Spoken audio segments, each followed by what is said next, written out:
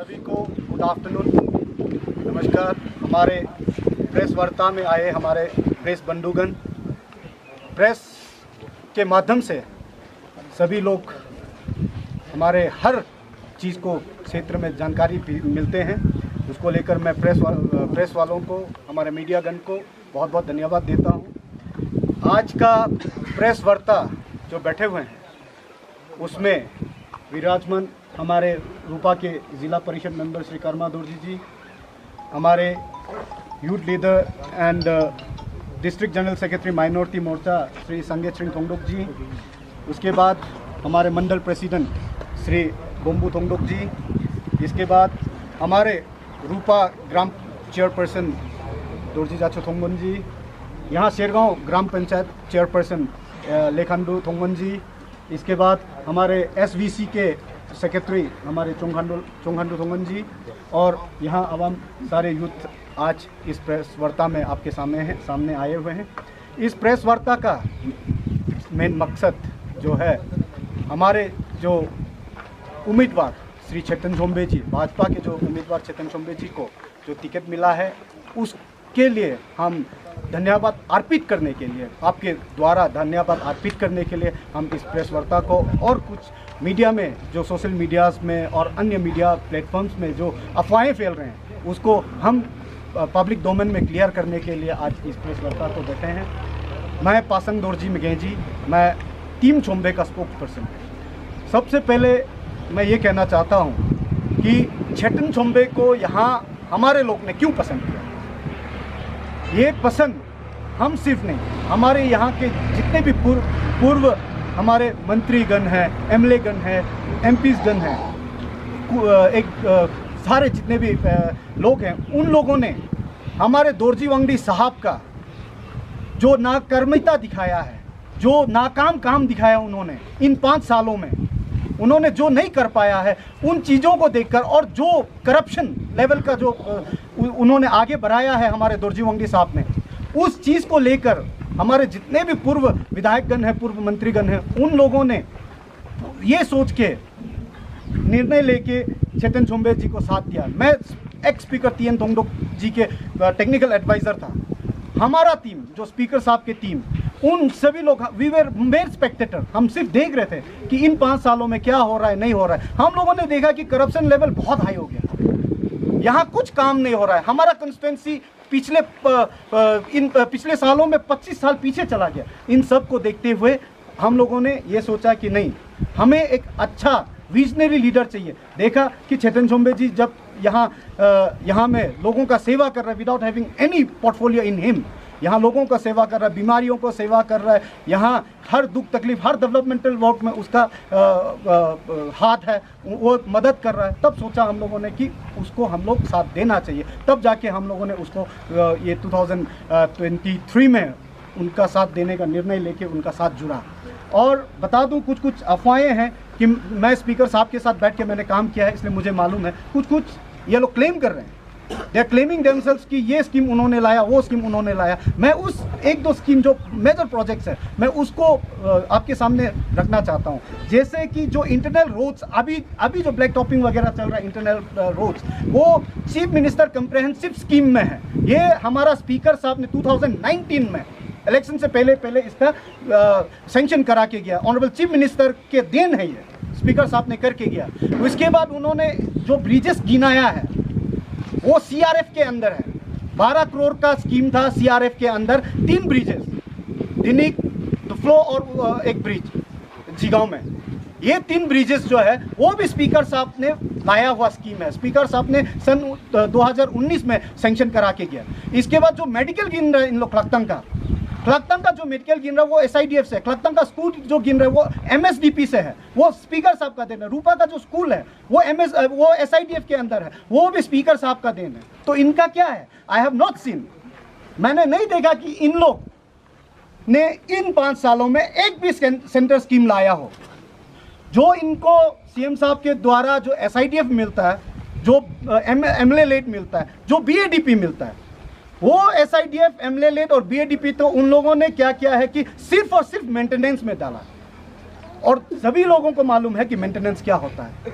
तो इन्हीं इन सब चीज़ों को देख के हमारे जितने भी युवाएं हैं, हमारे जो नेतागण हैं, जो फ्यूचरिस्टिक नेताज हैं, जो पूर्व मंत्रीगण हैं, पूर्व एमएलएगण हैं, उन लोगों का फ्यूचर, उन लोग ने ये सोचा है कि फ्यूचर हमारा डार्क हो रहा है, हमारे बच्चों को डार्कनेस में छोड़ के नहीं जा सकता है। यही सोच के एक डेवलपमेंटल विजनरी लीडर को साथ दे के बना के अपना जगह को आगे बढ़ाना है। इन सोच के साथ छेटन छोम्बे जी को हम लोग सब साथ दे रहे हैं।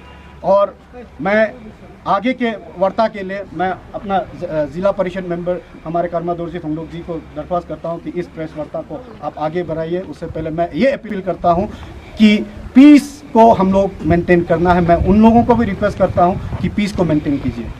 सर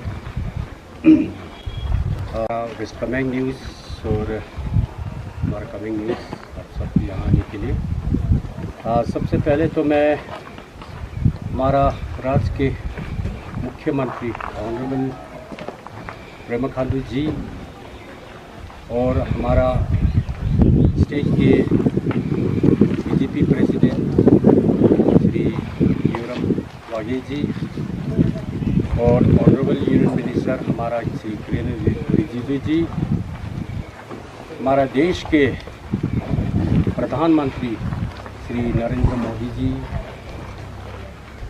और honourable home minister Shri Amit Shah ji और हमारे देश के बीजेपी प्रेसिडेंट श्री जेपी नड्डा जी को मैं बहुत बहुत धन्यवाद हमारा 5 क्लस्टर कंस्टिट्यूंसी की ओर से बहुत बहुत आभारी हूँ।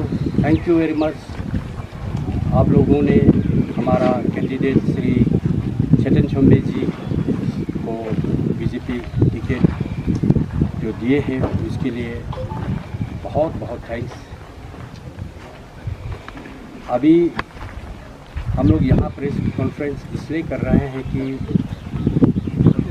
अभी यहाँ पे हमारा एक सिटिंग एमएलए है और एक मामूली सा बीजेपी कार्यकर्ता जो नेशनल एग्जीक्यूटिव मेंबर है के बीच में है। वैसे हमारा दोरजी साहब जो अभी एक्स एमएलए है अभी, तो उनका 5 साल का जो हमने मौका दिया था उनको, हम सब उनका साथ थे। 2019 में हमारा रूपा वाला लखनऊ वाला साथ मिलके उनको हमने जिताया। यहाँ जितने भी खड़े हुए हैं सब दोरजी पार्टी में थे,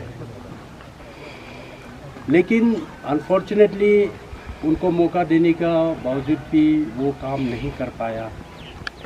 उन्होंने इन 5 सालों में जो काम करना था वो नहीं कर पाया।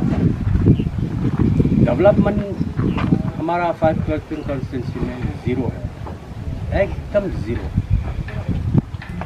अभी जो एक मामूली सा कार्यकर्ता है जो हमारा छेटन छोम्बे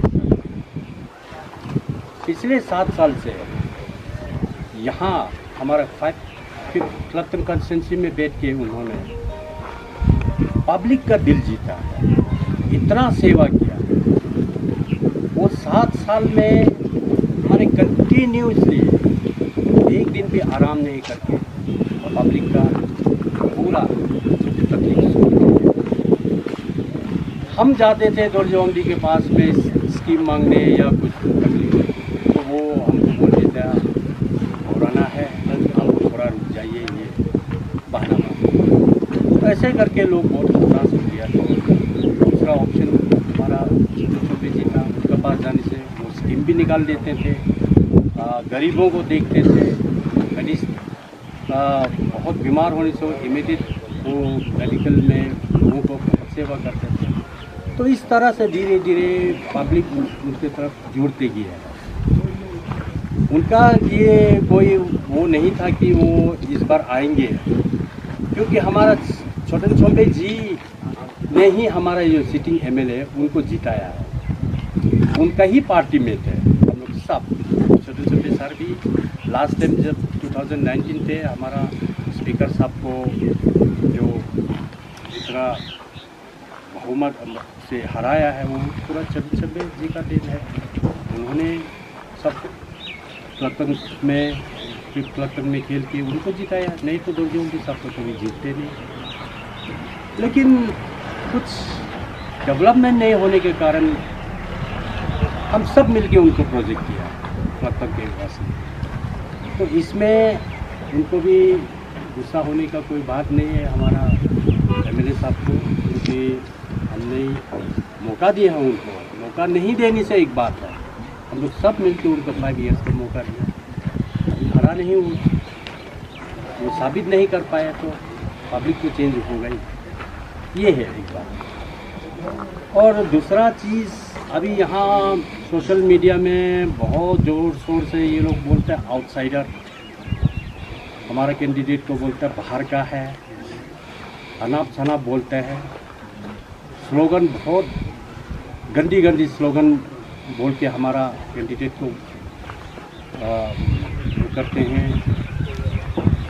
तो मैं ये बताना चाहता हूँ, आगे मैं अभी प्रेस कॉन्फ्रेंस का माध्यम से आप लोगों को ये भी बताना चाहता हूँ कि देखिए लास्ट टाइम हमारे यहाँ कुछ बीजेपी कार्यकर्ताओं लोगों ने रिजर्वेशन किया है क्लबतन के मंडल प्रेसिडेंट और समथिंग वो लोग 40 लोगों ने जो दिया है, उनका बारे में भी मैं ये बताना चाहता हूँ कि देखिए हमारा जो क्लबतन के मंडल प्रेसिडेंट है श्री हेमा रेजिन नाम, लास्ट टाइम जब उन्होंने कहा कि वो 2014 से बीजेपी में बताना चाहता हूँ आपको, 2024 में शायद इंडिपेंडेंस का सोराम जी इलेक्शन लड़ रहे थे, तो वो तो कोई पार्टी से नहीं थे, तो वो उनके साथ 2014 में वो उनके साथ थे। तो उस वक्त बीजेपी नहीं थे, कांग्रेस थे, उस समय कांग्रेस थे। तो 2019 में वो 2000 उसके बाद में वो जुड़े हैं बीजेपी में। 2019 में वो मंडल प्रेसिडेंट थे, लेकिन अनफॉर्चुनेटली जब हमारा एमएलए को टिकट नहीं मिला और वो जब जेडीयू से खड़ा हुआ तो वो हमारा एमएलए के साथ में चला गया। इस कारण अब ये साबित है, आप हमारा पार्टी ऑफिस में जाके पूछ सकते हैं कि उस वक्त क्या हुआ था कि उसको पार्टी से एक्सपेल कर दिया था 7 ईयर्स के लिए, क्योंकि पार्टी एंटी पार्टी एक्टिविटीज़ के लिए। तो मंडल प्रेसिडेंट होते होते वो जेडीयू को कैसे सपोर्ट किया, उसके लिए उसको एक्सपेल किया गया। उसके बाद जब हमारा एमएलए साहब जेडीयू से जीत के जब आए, उसके बाद जब हमारा एमएलए साहब बीजेपी में जब ज्वाइन हुए, तो फिर उनको लेके आके मंडल प्रेसिडेंट बनाया, उनको भी साथ में लेके। तो उसके बाद में अभी मंडल प्रेसिडेंट चल रहे थे, अब हमारा एमएलए साहब को टिकट नहीं मिला, तो फिर वो रिजर्वेशन दे के फिर वो वापस चला गया। तो आप बताइए कि वो कैसे बीजेपी का वो है, वो तो एमएलए साहब का पार्टी का आदमी है।